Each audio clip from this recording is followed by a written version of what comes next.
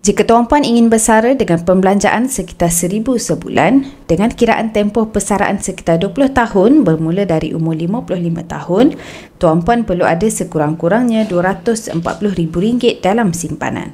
Jika tuan-puan rasa RM1,000 tidak cukup untuk persaraan, tuan-puan boleh tetapkan berapa jumlah perbelanjaan yang tuan-puan mahu sewaktu tuan-puan bersara nanti. Katakan tuan-puan ingin bersara dengan pembelanjaan sekitar RM3,000 sebulan, maka tuan-puan perlukan simpanan persaraan sekitar RM720,000. Jika tuan-puan ingin bersara dengan pembelanjaan sekitar RM5,000 sebulan, tuan-puan boleh menabung sehingga ada RM1.2 juta simpanan. Bagi yang baru mula merancang untuk simpanan persaraan, simpanan dalam bentuk emas adalah antara yang paling baik untuk simpanan jangka masa yang panjang.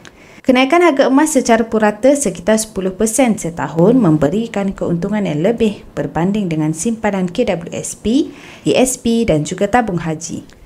Dengan Public Gold, tuan-puan ada pilihan untuk membuat belian emas terus jika ada wang yang cukup. Contohnya, jika tuan-puan ingin dapatkan gold bar 10 gram pada hari ini dengan harga sekitar RM4,000, atau tuan-puan boleh sahaja menabung gram emas di akaun Emascap dengan serendah RM100.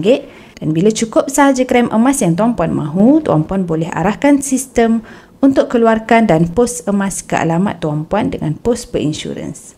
Untuk bermula, tuan-puan boleh rujuk pin video saya untuk langkah mudah daftar akaun emas dan nanti saya akan bantu tuan-puan cara terbaik menabung emas di Public Gold sesuai dengan bajet tuan-puan.